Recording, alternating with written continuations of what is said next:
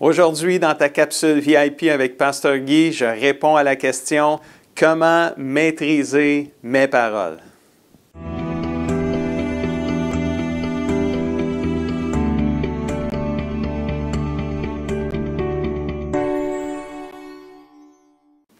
Bonjour mon ami, comment ça va aujourd'hui? Bienvenue à ta capsule VIP avec Pasteur Guy. J'ai une super bonne capsule pour toi, puis oublie pas que mon but, c'est de nourrir ton âme afin que tu puisses grandir et devenir tout ce que Dieu t'appelle à devenir. Es-tu prêt à nourrir ton âme aujourd'hui? Je crois que oui. Et le titre de la capsule aujourd'hui, c'est « Comment maîtriser mes paroles ». La Bible parle beaucoup de l'importance des paroles. Nos paroles peuvent blesser, mais nos paroles peuvent guérir aussi. Amen. Et ça, c'est important. Dans Proverbe 18, verset 21, ça dit « Les paroles peuvent donner la vie ou la mort.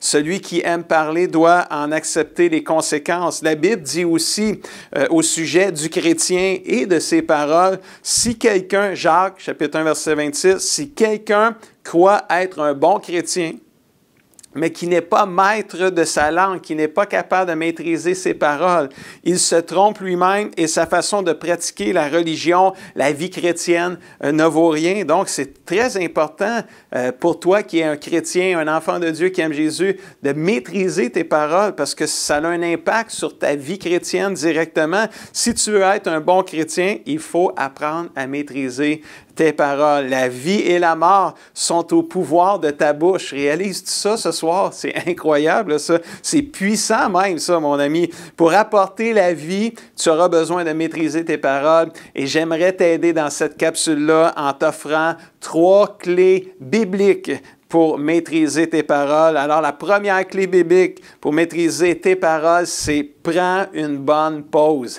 Ça a l'air simple, mais c'est très vrai, ça, ce que je dis là. Respire par le nez. J'aime bien ça, des fois, dire ça. Calme-toi, relax, no stress. Ouf, prends une grande respiration, là, tu sais, et ça va t'aider à te calmer. Pourquoi faire ça? Parce que si tu parles trop vite, tu risques de dire quelque chose qui va faire mal, qui peut blesser, qui peut produire la mort et non la vie. Donc, hors contrôle, tes paroles peuvent faire beaucoup de dommages. La Bible dit, Proverbe 21, verset 23, « Celui qui surveille tout ce qui sort de sa bouche s'évite bien des tourments, bien des problèmes. » Alors, surveille ce qui va sortir de ta bouche, mais pour commencer, là, prends une bonne pause.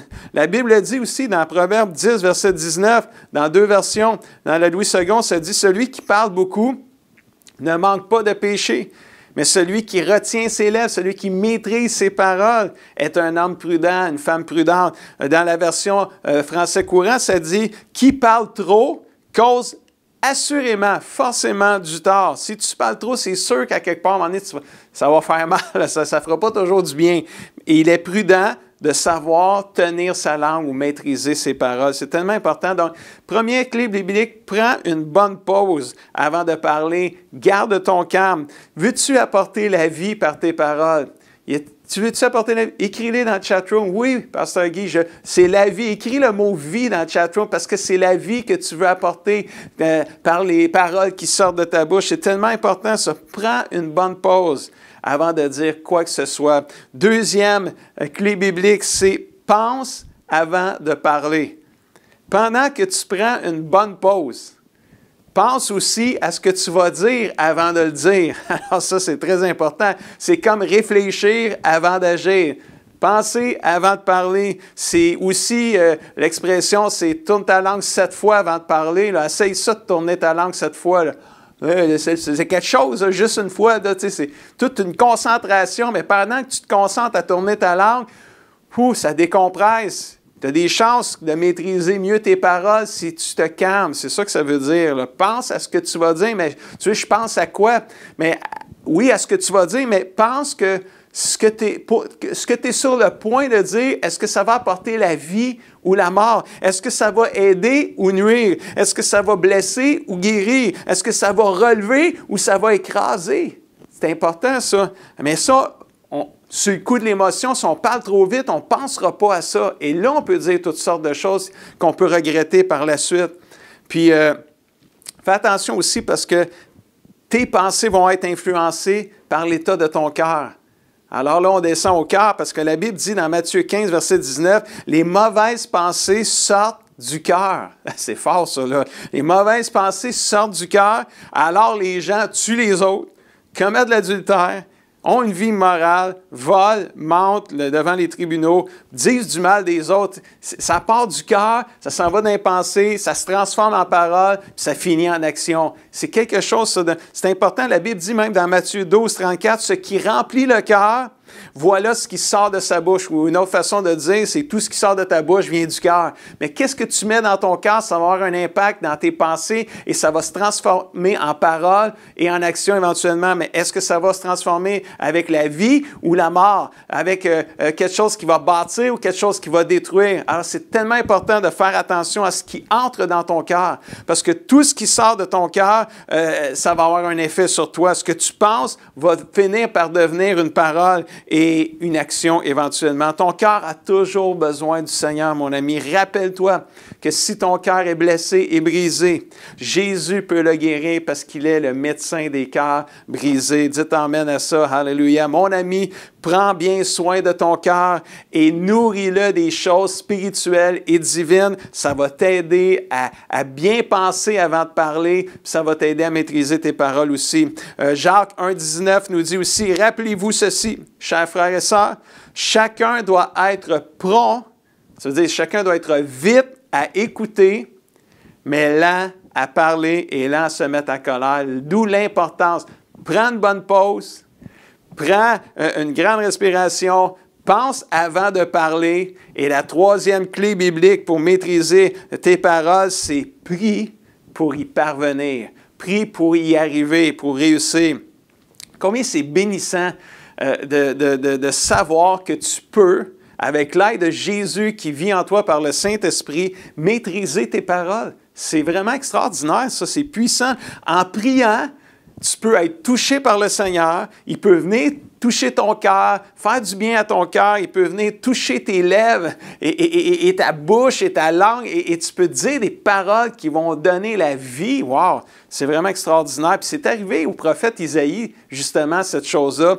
Et je vais vous raconter, je vais vous lire l'histoire. C'est dans Isaïe, chapitre 6, versets 1 à 8. Puis vous allez voir les versets apparaître au bas de l'écran. Un jour, Isaïe dit, « J'ai eu une vision. » Alors, c'est ça qu'on va voir ensemble, la vision d'Ésaïe. Il dit, « Le Seigneur était assis sur son siège royal très élevé. Son vêtement remplissait le temple. » Et là, il dit, « Des anges de feu se tenaient au-dessus de lui et ils criaient l'un à l'autre, « Saint, Saint, Saint est le Seigneur de l'univers. Sa gloire remplit toute la terre. » Et là, c'est comme Isaïe, là, il a eu une vision de la sainteté de Dieu. Mais ça, là, ça a fait tout un effet en lui. Là. Il a fait un face-à-face dans sa vision avec Dieu. Il a vu la sainteté de Dieu dans toute sa gloire, dans toute sa splendeur. Mais la première chose dont il a été convaincu dans la présence de Dieu, savez-vous c'est quoi? C'est l'impureté de ses lèvres. Et là, il a répondu au verset 5, il dit, « J'ai dit, quand il a vu la sainteté de Dieu, il a dit, « Malheur à moi, je suis perdu. » Tu vois ce qui sort de ta bouche des fois quand l'impureté de ses lèvres, il dit, « Je suis un homme aux lèvres impures. J'habite au milieu d'un peuple aux lèvres impures. Et mes yeux ont vu le roi, ont vu le Seigneur de l'univers, ont vu la sainteté. Je suis comme perdu, je suis disqualifié, il n'y a plus de chance. Là, tu sais. » Puis il est comme un peu découragé. Et là, la Bible dit au verset 6, « Mais un des anges brillants qui était là a volé vers moi. Il tenait dans sa main un charbon brûlant qu'il avait pris avec des pinces sur l'autel. Il est venu toucher ma bouche. Il m'a touché la bouche avec ce charbon brûlant et il a dit, « Maintenant, ta faute est enlevée, ton péché est pardonné. » Alors, j'ai entendu le Seigneur demander, « Qui vais-je envoyer dans la mission? Et qui sera notre porte-parole? » Puis là, Isaïe, il a levé la main, il a dit, « Oui, moi, me voici, envoie-moi, je suis prêt à y aller, je vais y aller, moi. » Quand même incroyable, pareil, hein? Qu'est-ce qui est arrivé? Un moment dans la présence de Dieu est venu faire la différence pour Isaïe. Dans la présence de Dieu, il a trouvé la guérison de son cœur et la guérison de ses lèvres qui lui a permis de prononcer des paroles de vie. Il était maintenant capable de dire, « Me voici, Seigneur, envoie-moi. » Son cœur a été guéri. Ses paroles aussi ont été guéries. Le courage est venu remplacer la déprime qu'il vivait, le découragement qu'il vivait. Avant, il était comme juste pas capable. « Malheur à moi, je suis perdu, il n'y a plus d'espoir. » C'est ça, les paroles de mort, ça. « Je suis perdu, il n'y a plus d'espoir, il n'y a aucune chance. » Mais quand Dieu vient toucher ton cœur, quand tu pries, Dieu vient toucher ton cœur, il peut te guérir, il peut te restaurer, il peut changer ton cœur, puis tu es capable de dire après ça, « Me voici, envoie-moi », comme Isaïe l'a vécu. Alors, comme Isaïe, tu as besoin de la présence de Dieu à chaque jour de ta vie, mon ami, pour pouvoir être capable de maîtriser tes paroles et apporter la vie au travers de celles-ci. Je prie que tu puisses recevoir une touche de Dieu maintenant, là où tu es, au moment où tu l'écoutes. Je prie que Dieu touche ton cœur, que Dieu restaure ton âme, afin que tu puisses donner la vie et la guérison au travers de tes paroles. Amen. Alléluia. En conclusion, laisse-moi te rappeler les 3 clés bibliques pour maîtriser tes paroles. Numéro 1, prends une bonne pause. Respire par le nez, c'est tellement important d'être lent à parler, nous dit la Bible. Devant une situation X, rappelle-toi de prendre une bonne pause. Comme dans le sport, là, ils font un time-out, là, mais fais un time-out, là, tu sais, puis juste pense à ce que tu vas dire avant de le dire, c'est tellement important. Deuxièmement, pense avant de parler. Prends aussi le temps de penser à ce que tu vas dire pendant que tu prends une bonne pause. Amen. Et la 3e clé, c'est prie pour y parvenir. Pendant que tu penses à ce que tu vas dire, parce que tu as pris une bonne pause, demande au Seigneur de venir toucher ton cœur, de venir te donner la sagesse pour dire des paroles qui vont apporter la vie et la guérison. Mon ami, je crois que tu aimes beaucoup Jésus. Puis si tu écoutes cette capsule-là, c'est parce que tu as un désir vraiment de plaire à Jésus puis d'être comme Jésus, mais sois reconnu pour ta douceur et non ta dureté dans tes paroles. Hallelujah. Un jour, Mère Teresa, elle a dit ceci, puis vous allez voir ce qu'elle a dit, sa citation, ça dit « Des paroles gentilles peuvent être courtes et faciles à prononcer, mais leurs échos sont vraiment infinis. » Tu dis une parole, c'est comme tu jettes une parole dans le lac, dans une rivière, une grosse roche que tu lances dans la rivière, puis ça a des échos partout, des vagues qui déferlent. Ça a un impact, ça fait du bien. Un dernier verset en terminant dans Proverbe 12, 18. Une personne qui dit n'importe quoi blesse comme une épée.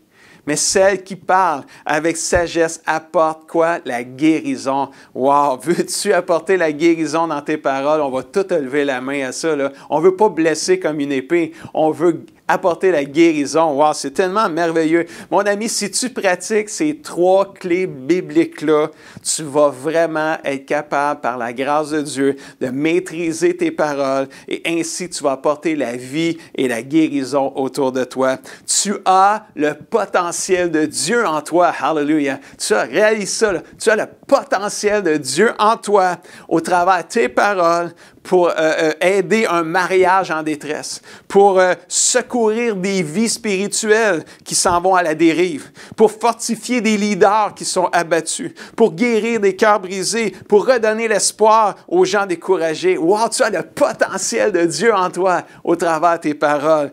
Qui aideras-tu cette semaine par tes paroles? C'est le défi que je te lance en terminant aujourd'hui. Détermine d'apporter la vie et la guérison par tes paroles à au moins une personne cette semaine. Puis moi, je t'encourage là, à quasiment une personne par jour s'il le faut.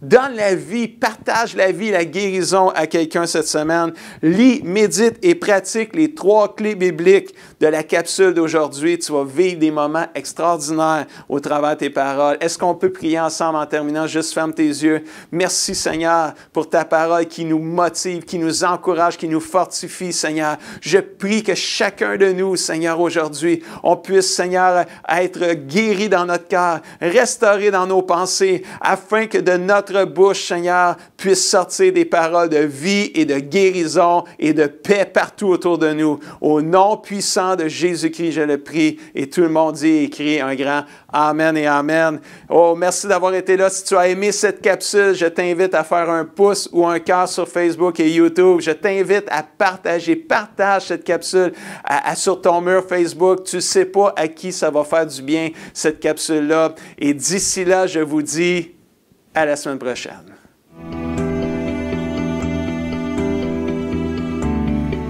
Amen.